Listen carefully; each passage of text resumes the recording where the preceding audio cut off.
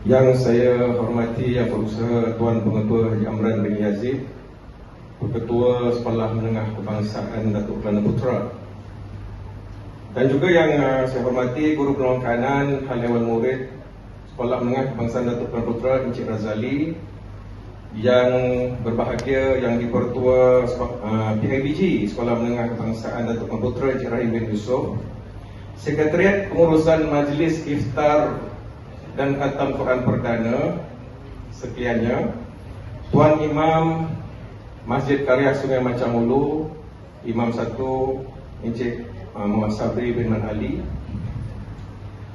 guru-guru EJK Masjid Karya Sungai Macang Ulu, kesemua peserta tadarus, para pelajar, ibu bapa dan klien hadirin yang hadir pada majlis iftar dan khatam Quran Perdana yang kita adakan pada petang ini.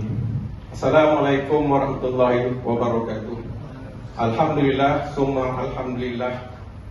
Pada Ramadan tahun ini 1444 Hijrah ini, kita merasa sangat bertuah dan teruja apabila kita di-approach atau didatangi oleh pihak sekolah yang menyatakan cadangan untuk mengadakan satu majlis yang julung-julung kalinya diadakan di masjid kita ini, iaitulah kerjasama dalam mengadakan sebuah program komuniti di antara pihak sekolah dan juga pihak masjid.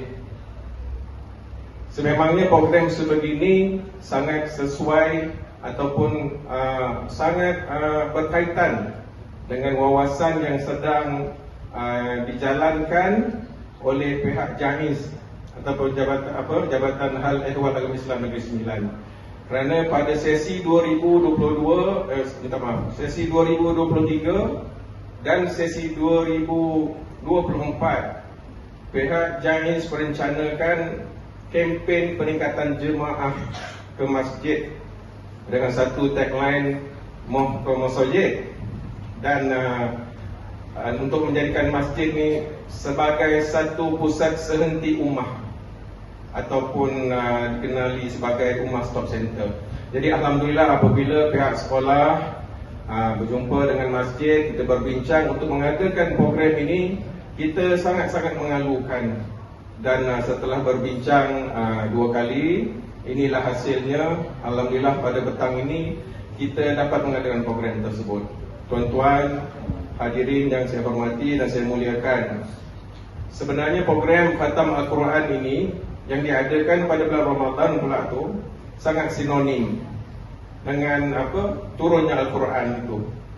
Baru-baru ni kita dah menyambut nuzul Al-Quran, dan program ini seperti membawa pulang Al-Quran itu ke rumahnya, membawa Al-Quran itu ke rumah Allah. Jadi menyentuh tentang Al-Quran ini adalah satu asbab mulianya bangsa Arab yang pada satu ketika dulu tidak dipedulikan pun oleh kuasa-kuasa besar. Arab masa itu dikenali sebagai Arab Jahiliyah. Ada kuasa besar yang berada di kiri dan kanan semenanjung Arab tu, iaitulah kuasa Rom dan Parsi.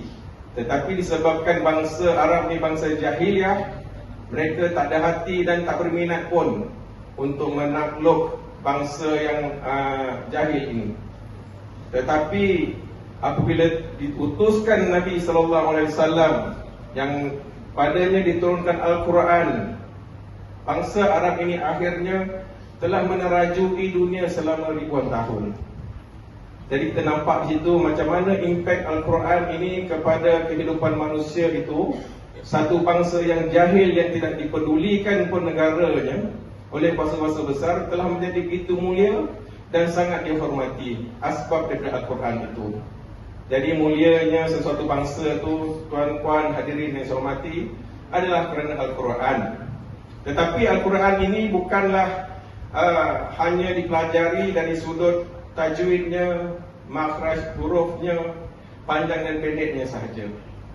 Di dalam pelajaran Al-Quran, di sana ada satu pelajaran yang sudah agak lama ditinggalkan dan tidak dipopularkan. Subjek ini dinamakan Ulum Al-Quran. Ulum Al-Quran ini ialah mengetahui segala aspek tentang Al-Quran.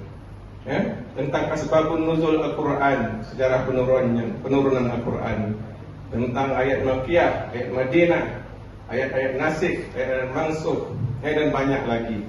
Jadi sekiranya kita mencintai Al-Quran, tidak sepatutnya pelajaran kita terhadap Al-Quran itu terhenti pada setakat mempelajari tajwidnya, makhraj hurufnya atau tarannumnya. Kita perlu mengenali keseluruhan Al-Quran itu dengan mempelajari ulum Al-Quran itu tadi. Tak kenal maka tak cinta. Jadi apabila kita sudah mengenali benar-benar apakah itu Al-Quran, insya-Allah pengenalan kita dengan Al-Quran itu akan membuahkan cinta, dan cinta itu akan menghasilkan satu kasih sayang yang berpanjangan, insya-Allah. Jadi Al-Quran ini bukan seperti kitab biasa. Tidak ada satu kitab pun di dunia ini yang dijamin keasliannya dan yang boleh menjadi penolong kepada seseorang pecintanya untuk kehidupan dia di dunia, apatah lagi akhirat. Tetapi Al-Quran ini dijamin oleh Allah SWT akan keasliannya, dan sesiapa yang mengamalkan Al-Quran itu dalam kehidupannya, bahkan dia akan diberi pertolongan di dunia dan akan diberi juga syafaat di akhirat. Jadi kita mungkin pernah mendengar hadis-hadis yang mengatakan ayat begini akan membantu pembacanya di alam kubur, ayat begini akan menjadi pembela kepada dia di alam barzakh, di mahsyar kelak ketika berada di hadapan Allah untuk bersoal jawab. Ada surah-surah yang akan jadi pembela kepada dia. Dan inilah Al-Quran, teman-teman. Jadi saya ulang sekali lagi, apabila pihak sekolah datang menyatakan hasrat mereka untuk mengadakan kerjasama dengan pihak masjid untuk mengadakan khatam Al-Quran di masjid ini, saya rasa amat bertuah lah. Masjid Karya ini, saya sebagai pengurusi masjid ini merasa amat bertuah, kerana Al-Quran itu ingin kembali kepada rumahnya, tempat yang di mana dia bermula lah, kita katakan macam tu. Jadi saya berdoa dan berharap agar program ini dijadikan kalender event ataupun acara tahunan oleh pihak sekolah SMDKP dengan Masjid Karya Sungai Mencanggu. Mudah-mudahan dengan kelangsungan program ini kita boleh menarik lebih ramai orang, bukan sahaja kepada kecintaan Al-Quran, tetapi juga kepada hasrat untuk meningkatkan jemaah di masjid kita, insya-Allah. Jadi saya rasa program kita hari ini sangat tight. Itu sajalah perkongsian dan ucapan saya pada petang ini. Sekali lagi saya mengucapkan syabas dan tahniah kepada urus setia menganjurkan program ini, dan juga kepada semua peserta tadarus yang akan mengkhatamkan bacaan Al-Quran kalian pada petang ini. Alhamdulillah.